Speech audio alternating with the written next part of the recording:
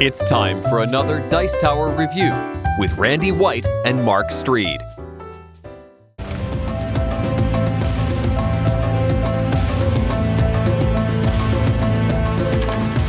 Hello folks, welcome to Board Game Corner. I'm Mark. And I'm Ann. This week we're taking a look at The Last Spike. We're building track to get our trains through to the next city. The Last Spike is a game for 2 to 6 players, ages 10 and up. It lasts around 45 minutes and is brought to you by Columbia Games. Right, so let's build that track and see if we can get our trains through. Building the great railways of America involved land speculation and engineering. In this game, players cooperate to build a continuous railway from St. Louis to Sacramento. Each player also competes to accumulate the most money from land speculation before the last spike is laid. The game board shows 9 cities and 12 routes that link them. Each route has 4 track spaces. The board even shows the sequence of play, which is pretty straightforward. You lay 1 track tile and pay its cost. All players collect payouts, if any. You may optionally buy 1 land property card, and finally draw 1 new track tile, which ends your turn. The land property cards are sorted into their appropriate city decks. Land 0 on top, the cheapest to the most expensive ranked below. 1 player is chosen as the banker.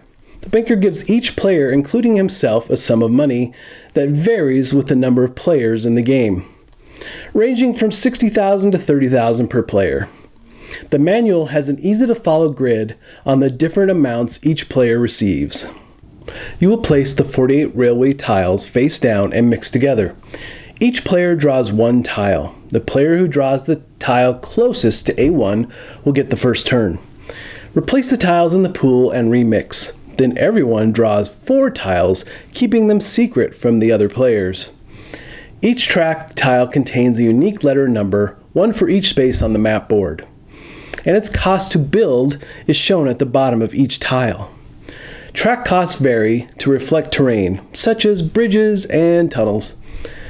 Each turn begins by playing 1 track tile next to a city or next to any existing tile. If not, then you may lay track wherever possible at double the cost. The bank must be paid the tile cost when the track is placed. However, if you cannot afford to play a track tile, you must raise cash by selling land. Then all players collect payouts, if any. So when all 4 track sections between 2 cities have been built, every owner of the 2 connected cities collects a payout from the bank. So if the Denver to Dodge City route is completed, all players owning land for these 2 cities are paid. The amount paid to each player is dependent on how many land cards they own. Each card lists the payout. So if you have 3 Denver cards, your payout would be $15,000. Next, you may optionally buy 1 land property card. Playing a track tile allows you to buy 1 and only 1 land card, providing the city you wish to purchase from has had its free land already claimed. Free land cards can only be claimed if and when you are the first player to place a track next to the corresponding city. Then you end your turn by drawing a new track tile.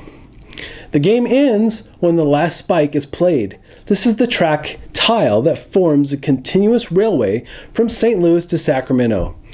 Playing the last spike earns you a bonus of $20,000 from the bank. A side note, we incorporated a bag for all the track tiles. We found it was a great way to help randomize the tiles and the draw for each player.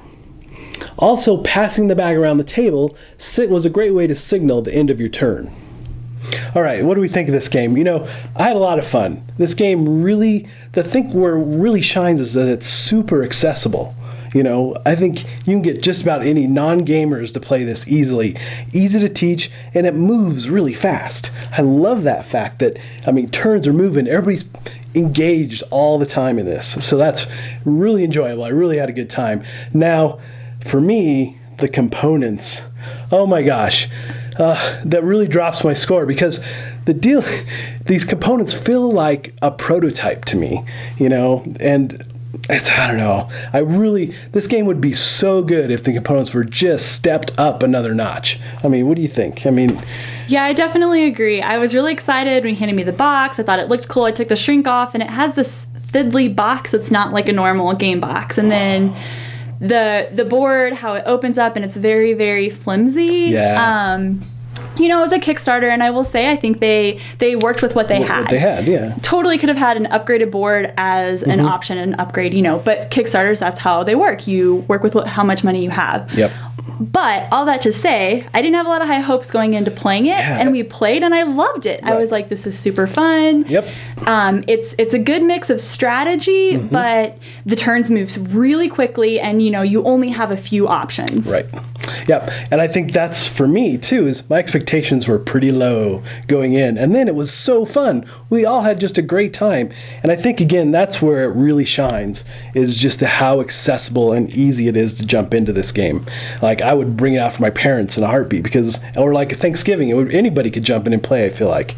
Yeah, I feel like this game is a good mix of dominoes and Monopoly. Totally. Which sounds like an insult, but it is in the absolute best way. Yeah, so, you know, you've got your 4 tiles in front of you. Those are your options, and then you draw to replace, which is your domino aspect, and then you're buying these land cards, which is something pretty much anyone is familiar with and can relate to from Monopoly. So I think it's a great way to get people into newer and different games. Definitely. I would agree. And, you know, player uptime is huge. I mean, things are moving like this. It's so great. And I think that's another aspect that keeps it just everybody engaged and having a good time. So, but because of the components, it's getting, my score is going to be lower than it normally would be for how fun this game really is. So I'm giving it a 2.5 out of 4 corners. And I'm giving it a 3 out of 4 corners. It would have been a 3.5 for sure if the components were a little bit nicer. But again, that had to bring my score down. But we've heard rumor that there's going to be a different printing with higher quality components. So if that happens, my score would definitely go up, I will say. Totally. It would jump my score much higher, because I think that's the lowest component score I've ever given. I'm sorry, but the board is so flimsy, and I'm worried every time we take it out that it's going to, you know, rip or come apart. But if you can get over that, I think you will thoroughly enjoy this game. It is great fun. It's a great surprise at how easy it is to learn, how easy it is to play, but how much fun it is while you're playing it. It's so fun. I had a great time, and I'm a big theme guy, which is, this game has very little theme to it other than you're laying track for a train. Very small theme, but I still really had a blast.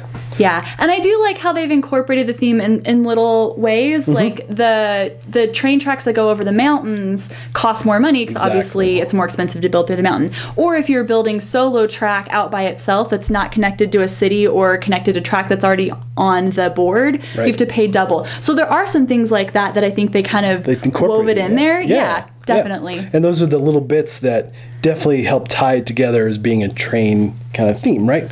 So, but I'm used to heavy theme games, so, you know, you can ignore me if you want to. All right, folks, so that's our review this week. Hope you enjoyed it. You should definitely check this one out. And until next time, we'll see you at the table. Thanks so much for watching the Dice Tower videos. Find more great videos and reviews, as well as our top-rated audio podcast at Dicetower.com. You can also find other great shows at Dicetowernetwork.com. I'm Eric Summerer, and you've been watching The Dice Tower. The Dice Tower is sponsored by Cool Stuff Inc., where you can find great games for great prices. Cool stuff in stock. Check them out at CoolStuffInc.com.